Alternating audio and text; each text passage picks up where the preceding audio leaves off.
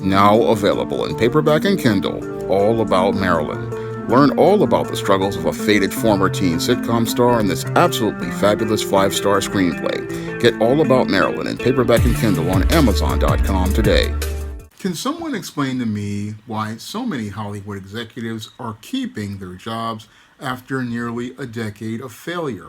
Now, again, when I was younger, I remember when networks and movie studios basically cycled through executives who would have failing records. I remember when TV networks like CBS were struggling in the late 80s, basically wound up chucking their programming directors very quickly because they couldn't get the ratings up. And I also remember this also going on with NBC and ABC as well. They would regularly used to cycle through people who were not producing results to get the ones who would produce results. But these days, people like Kathleen Kennedy and Bob Iger basically are allowed to stay on the job for over a decade, even though they haven't produced any results. And every year, they basically wind up creating series of flops and not bring any success to the studios that they work at. That's very different from the environment that I basically grew up with in the 1980s with people like Fred Silverman. When he couldn't produce results, he was basically bounced from NBC, and basically they had to bring in Brandon Tartikoff, and Brandon Tartikoff gave us the era of The Cosby Show and re-energized NBC, a network that was about to go bankrupt and go out of business. He basically brought that entire network back and was celebrated for it. Same thing with Michael Eisner, who basically replaced the previous executive who was running Disney and basically gave us the renaissance at Disney and an entire golden age of entertainment. And I remember back then, again, those men were rewarded for their ability to turn those, again, struggling networks and movie studio around. But these days, what really boggles my mind is how these people who are a part of the board of directors or running these companies allow individuals to remain on the job after a decade of failure. I mean, I look at the entire Lucasfilm division of Disney. I mean, it's clear that Kathleen Kennedy doesn't know what she's doing and has basically ran the entire Lucasfilm brand straight into the ground, but she still remains on the job and still allowed to run out her contract.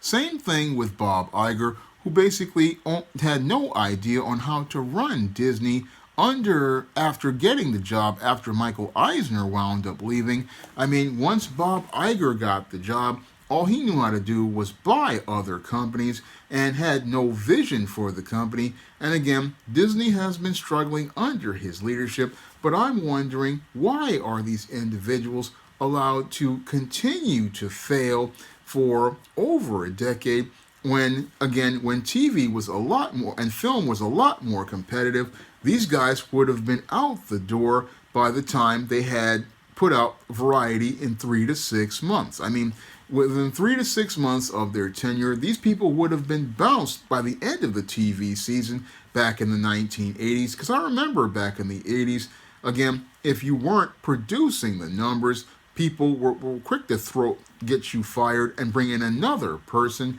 But these days, people, again, staying on the job after a decade of failure, and that boggles my mind. I mean, I have to wonder if those on the left are participating in white privilege, or is this an issue because of the Telecom Act of 1996? Now, what people don't know is that the Telecom Act of 1996 is what led to the consolidation of American media. And as America's media got consolidated, as companies bought out other companies, we basically lost that competitiveness. And as we lost the competition between these production companies and movie studios for the eyeballs of the American audience, what has happened is, as I see it, is that many of these studio executives have basically become very lazy and very complacent, and they've lost their drive to want to compete against each other. And this is possibly one of the reasons why people are basically staying in jobs, and even some are winding up failing upwards after producing one failed comic book, one failed TV show, one failed radio program. Again, still allowed to stay on in their jobs, allowed to stay in their jobs, especially if they're white men and women. I mean, I remember again back in the day, if you wound up having a failed group of TV series, again like head coaches in the NFL, you would be fired for having a failed TV season. I mean, if you had a failed TV season and the ratings weren't coming up, basically you were out the door. I mean, that's how it used to be in television, and there used to be jokes about it, about, TV executives being cycled out, because that's the way the business used to be. But these days, I'm just scratching my head about streaming and TV today and TV ratings. I mean, people having shows that don't really get no numbers, allowed to stay on the air 2, 3, 4, 5 years. Shows that barely can get 2, 3 million viewers, again, back in the 80s would be gone, and the executive who brought them in would be gone. But these days, again, people who, again, can't produce still are allowed to remain on the job for many years. I mean, I look at Disney, I look at and all of its divisions. I mean, you've got like at Marvel, you've got Tom Brevoort. Again, man has been failing for 30 years, still allowed to keep his job. Kathleen Kennedy, failing for over a decade, still allowed to keep her job. Bob Iger, brought back to fail after Bob Chapek failed. And I'm looking at it and seeing just a vacuum as related to leadership at companies like Disney. And again, I believe that the Telecom Act really is the culprit behind all of this, because none of these individuals have that incentive to go out here and bring their best to the table. No, they're just looking to coast until they can get to their retirement. Once they get to their retirement age, and even go beyond it, because Bob Chapek is not Bob Chapek, but this guy, Bob Iger, is 72 years old. I mean, these companies, again, running on empty, with dead weight people who should have been gone years ago. I mean, back in the day, again, the 80s, these people would have been gone within a season, would have been dropped and told, hey, you're not bringing in the numbers, you're not bringing, the content you're producing ain't really getting over. We can't have you here. We got to bring in somebody fresh. We got to bring in somebody new. And that's something that the entertainment industry desperately needs at this point. We really do need some new blood. We do need some new people at the top, because it's clear that the old ones, again, have been here too long and basically are taking advantage of white supremacy, as I see it, with white privilege. Because part of white privilege is you can go out here and fail as many times and still be allowed to keep your job, because a black man would not be allowed to fail. No, a black man would make one minor mistake, like coming in at 9:01, or basically just upsetting one of these executives, and they'd be out the door. No, a black person, if they made one minor mistake in basically, again, pissing off the wrong executive, they would be out the door. But this person could be here, and you could spend millions of dollars. I mean, I look at what Kathleen Kennedy has done. She spent over $600 million on several movies, and $200-300 million on several TV shows, and hasn't produced any revenue.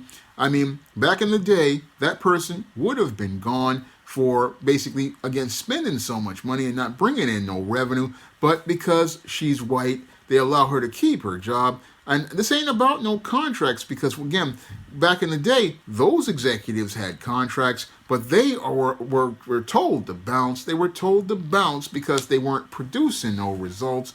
But today's white executives, they got that white privilege on the left, and again, got that white privilege where they're sitting there in these jobs, again, like I look at Dan Didio, who ran DC Comics into the ground. This man was allowed to stay in this company for over a decade, allowed to stay there, and nobody said, hey, look, our sales are going down. It's time to fire this guy. He ain't producing results. He ain't producing no results. Our numbers are going down. His vision is killing us. I mean, that's what's mind-boggling to me. I mean, that these people basically value white privilege more than the value of their own companies. But it shows me how disturbed and spellbound the racist is. I mean, many of these racists basically, they would rather watch their ship sink than rather even have a black person come in and save it. They would rather watch it completely collapse. I mean, I look at NBC. Bill Cosby basically saved that network, and many of these networks like UPN and WB, they basically made their money off black people, made their reputation on black people. But once they wound up making their audience white, they didn't want to deal with the black audience. And again, they wanted us in the beginning, but they didn't want us anymore. But I look at it again, and I look at these TV executives, and I look at their white privilege. Again, no other person would be allowed to do this in any other time, to be allowed to keep a job and fail, keep a job and while you're messing up. No, when it comes to jobs, you would have been out the door. And again, with black people, if they had been in those same jobs, people would be calling for their heads for minor infractions. I mean, minor infractions, and they would be looking like, oh, I don't care about his results. No, you just don't like the idea of a black person having that job. No, that's what happens in many cases. But I look at it and I clearly see, again, a textbook case of white privilege from these so-called folks who say that they're so woke. I mean, these folks say that they're so woke and aware that they put all these minority characters like Rey in their Star Wars and all these other things. But when it comes down to them being judged on the merits of their work and the whole series of failures, they're allowed to stay on the job, for years, to the point where it's close to a decade, and in some cases even longer than a decade, because guys like Dan Didio, guys like Tom Brevoort, again, you're running these companies straight into the ground, and you're still allowed to keep a job. Again, wouldn't be happening if this was a black person, wouldn't be allowed to happen. Again, they would, if a black person came in and the sales just dropped just a smidge, oh, we got to get that Negro out of here. We got to get him out of here. He's going to destroy the company. But this white guy can sit here, run this company straight into the ground, run it, like in the case of Dan Didio, ran the entire company straight into the ground, was allowed to keep his job until Warner Brothers Discovery was sold. Warner Brothers was sold to Discovery, and that was the only way he was out of the company. He was allowed to stay for an extended period of time, and that's just mind-boggling, because again, Jim Shooter, another white man, fired in 1987, even though he had a couple of missteps with New Universe and a couple of other things, but Dan Didio allowed to stay, and again, shows me how things have gotten worse in the comic book industry and even the entertainment industry, because the people who are allowed to fail are allowed to stay on the job, when in other times, when times were more competitive, these people would not be working and would be seen as pariahs of their industry, would be out the door. I mean, Kathleen Kennedy in the 1980s would have been fired, and she wouldn't have been able to play the feminist card. No, they would have said, hey, your numbers are not there. We ain't got the ratings. We don't care if you're a woman. The only thing we care about is getting this revenue. But these days, again, this woman has failed and failed and failed and failed and spent billions of dollars in failure. Again, same thing with Bob Iger and many in the entertainment industry. I mean, this white privilege is so clear, but these woke folks will say, hey, we're woke, we're looking out for other people, but you're not looking out for anyone, because if you were looking out for anyone, you would have been actually hiring actual black talent that could have produced you some results. But no, you don't want any black results, you want white results. And the whole thing we're seeing is that the result of these white executives is nothing but failure that's allowed to continue because of the white privilege they have received as executives. Now, if you want to check out the hot way I write screenplays, you can check out my screenplay book all about Maryland on Amazon.com. or my TV series all about Nikki, The Fabulous First Season. Both of those books are available on Amazon.com and other online booksellers. And if you want to check out how I write comic books, you can check out my comic book, John Haynes at Death Store, on Lulu.com, or Esteem No Good Deed on Kindle for just 99 cents. And if you want to check out my books in the SJS Direct universe, you can find those books on Amazon.com in paperback and Kindle format. You can also find them at other online booksellers like Draft to Digital, Google Play, Barnes & Noble, and big box retailers like Walmart and Target. And if you want to see me take the entertainment industry to the barbecue, you can drop a donation to the Patreon, the PayPal, or the Cash App by clicking the links in the description box. That's all I have to say for this video. You can comment, rate, and subscribe. Better get the coleslaw, y'all, because we're having us a barbecue. Now available in paperback and e-readers, all about Nikki, A Fabulous First Season. The Fresh Prince of Bel-Air meets Clueless in this absolutely fabulous African-American 1990s teen sitcom. Get all 13 episodes of All About Nikki, The Fabulous First Season in paperback and e-readers today.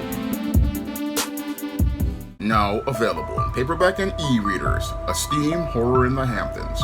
The aspiring angel tries to escape a house of horrors in this action-packed, all-new Esteem series adventure. Get your copy of Esteem Horror in the Hamptons in paperback and e-readers at online booksellers everywhere. Now available in paperback and e-readers, Isis, Dark Incubus. The goddess next door gets enthralled in a romantic entanglement with an evil incubus in this all-new Isis series adventure. Get your copy of Isis Dark Incubus in paperback and e-readers today. Support Black-owned and Black-operated digital broadcast media. www.niceradionetwork.com. Nice Radio Network broadcasting 24 hours a day, 7 days a week.